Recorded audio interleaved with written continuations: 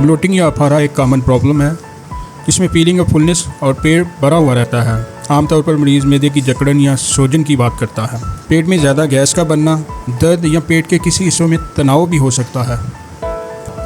وجوہات کی بات کریں تو اوور ایٹنگ، ضرورت سے زیادہ یا ضرورت سے جلدی کھانا، یا پیٹ میں گیس پیدا کرنے والی غذاؤں کا زیادہ استعمال، مثلاً پھلیاں، دال، بروکلی، گوبھی، پیاز اور کاربونیٹڈ مشروبات کا استعمال شامل ہے۔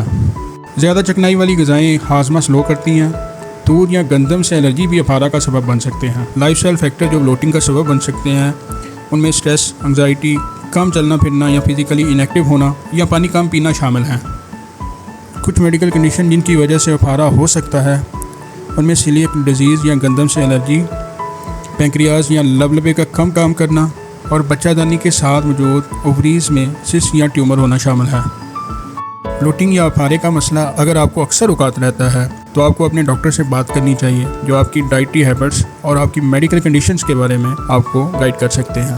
اس کے علاوہ آپ کا ڈاکٹر آپ کے خون، پخانے یا ہارمون کے ٹیسٹ بھی کروا سکتا ہے۔ بلوٹنگ کی روک تھام کی بات کریں تو اس میں سب سے پہلے ڈائٹری چینجز آتی ہیں۔ ان میں کھانا اچھا چبا کر اور آہستہ آہستہ کھائیں اور ایسی غذائیں کم کھائیں جو گیس زیادہ بناتی ہیں۔ کاربونیٹڈ مشروبات اور آرٹیفیشل سویٹنر کو کم کریں۔ اگر آپ کو کسی قسم کی الرجی ہے تو اس کا پتہ چلائیں اور اپنے ڈاکٹر سے مشورہ کریں اور پانی کا زیادہ استعمال کریں۔ لائف سٹائل ماڈیفکیشن کی بات کریں تو اس میں ریگولر فزیکل ایکٹیویٹی کا معمول بنائیں۔ میڈیٹیشن یا یوگا جیسی ریلیکسنگ ٹیکنیک کا استعمال کر کے اسٹریس فری رہیں۔ چوئنگ گم یا سگریٹ کا استعمال کھانے کے راستے زیادہ ہوا نکلنے کا سبب بنتا ہے، سو ان سے پرہیز کریں۔ گٹ ہیلتھ مینٹیننس کی بات کریں تو صحت مند ہاضمے کے لیے پروبایوٹکس اور فائبر ڈائٹ میں شامل کریں۔ تنگ کپڑے نہ پہنیں، خاص طور پر جو پیٹ پر دباؤ ڈالیں۔ بلوٹنگ یا اپارا عام لیکن بعض اوقات پریشان کن مسئلہ بن جاتا ہے جو غذا، طرز زندگی یا کچھ میڈیکل کنڈیشنز کی وجہ سے پیدا ہوتا ہے۔